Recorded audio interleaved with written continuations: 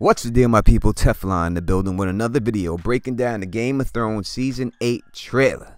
And let me tell you something about this trailer, baby. I am high off this trailer. I done smoked this trailer. I done drank this trailer. I done shot this trailer up. I snorted this motherfucker. You know what I mean? I am high off this trailer. Loving it. And we are going to talk about everything in this trailer and break it on down. But in this video, we're going to talk about someone who wasn't even in this trailer. And that is the Night's King.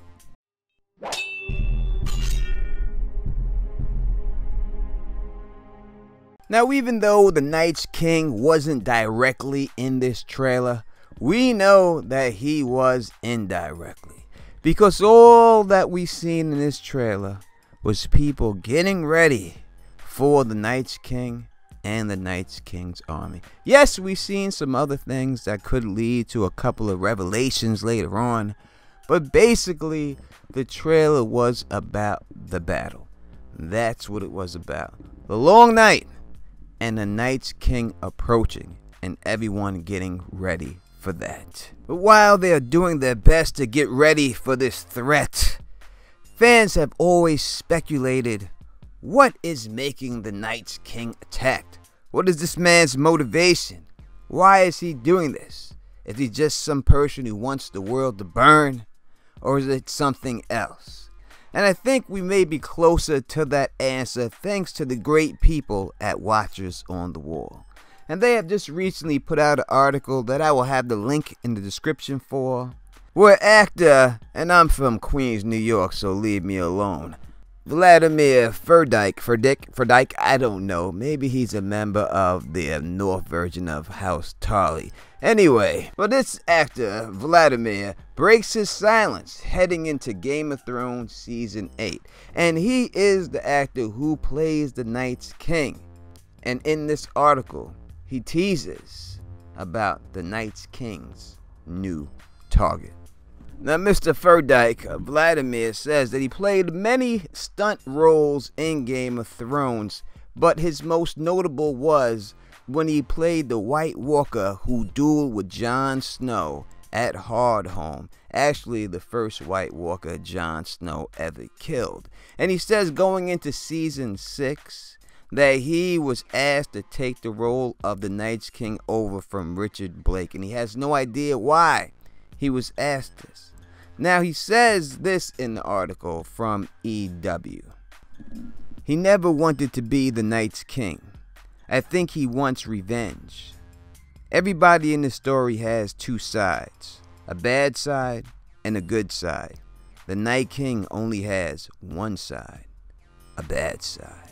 Now, I'm not a detective, I'm not Columbo or Sherlock Holmes, but I would say that him not wanting to become the Night's King, maybe it's fairly obvious to me, maybe just because I can see that they strapped him to the tree. So I would think that someone who is strapped to the tree most likely does not want to be there. So I don't think he probably wanted to become the Night's King. Now, that's not saying that other people aren't into things. They could be. Because when I look at the children of the forest, little green women being strapped to the tree, maybe if R. Kelly was out there, this is something he would do. But R. Kelly's not there. So to me, that's not breaking news. But the fact that he wants revenge is. Because even though he says the Night's King is only bad, only evil, the fact that he wants revenge means to me he feels he has been wronged and he wants to get the people who wronged him. That brings us to the next statement from my man Vladimir, and it goes a little something like this. People will see he has a target he wants to kill, and you will find out who that is. Now, further on in the article, he says this. When Jon Snow was on the boat and the Night King looked at him and raised his arms, there's a similar and even stronger moment between Jon and the Night's King this time. So when we put two and two together, from what he's saying here, he's saying the Night's King has a target. And now we're going to have two different types of stare downs between Jon Snow and the Night's King. It makes it seem that Jon Snow is the target. But why would Jon Snow be the target? That would be the only question I would have to ask if it played out like that. But what would he have against Jon Snow? Jon Snow ain't did nothing to nobody. And he says he wants revenge. The only thing I could see him wanting revenge for, from what the show has shown us, is the theft of his humanity. But that was done by the Children of the Forest and Blood Raven. And from what we have seen, he has already taken those two people out. So who else could be the target?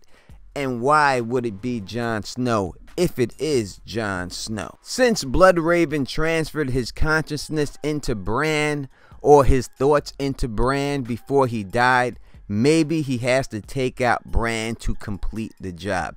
It could be that also, that he wants Jon Snow and Bran. But to me, my people, that seems a little bit too easy. George R.R. Martin is not easy, people. We have read his books. Now, maybe they have dumbed it down in the show all the way to just that. But as I have said, I have read George R.R. Martin, and the man is not easy, so I think it has to be something much deeper. People in the comments section, please tell me what you think. Do you think that it's just what this actor is saying, or do you think that it's going to be deeper? Is he after Jon Snow, or is he after Bran, or both? Or does it have something to do with the birth of the dragons? Let me know what you think in the comment section. Because if it is deeper, like I know it has to be, definitely in the books, when I look at A Song of Ice and Fire, I see two things that constantly happen here. We see hidden babies and we see marriage pacts. So I think it would have to do with something dealing with that. Now, could this be something like Baby Sam? Or is Sam the target because he took Gilly? Now, we know that Gilly's name means Mother of Evening. And we know that she has a White Walker baby that hasn't been turned over. So could it be something dealing with them? I have a few videos I put out in the past explaining Gilly's and Baby Sam's importance to the White Walkers. I'll put the link in the description if you're interested in those videos, and in the cards up in the video if you click on one of them at the end of the video. Now, in the recent picture of the Night's King, if you take a close look at his eyes, we can see that it's a star in there. In fact, it's a 7-pointed star. And we know that in Westeros, the Andals are the ones who worship the faith of the Seven, or brought the faith of the Seven to Westeros. So does this mean that the Night's King is an Andal? Does this mean that he wants revenge for the Children of the Forest? Maybe he sees them as evil tree demons. Maybe he sees their gods as evil, and they transformed him into this evil form, the Night's King, that has the ability to raise the dead. And that is what he wants revenge for. Now, if you believe in the theory Bran is the Night's King, then we have to ask ourselves, what would Bran want revenge for?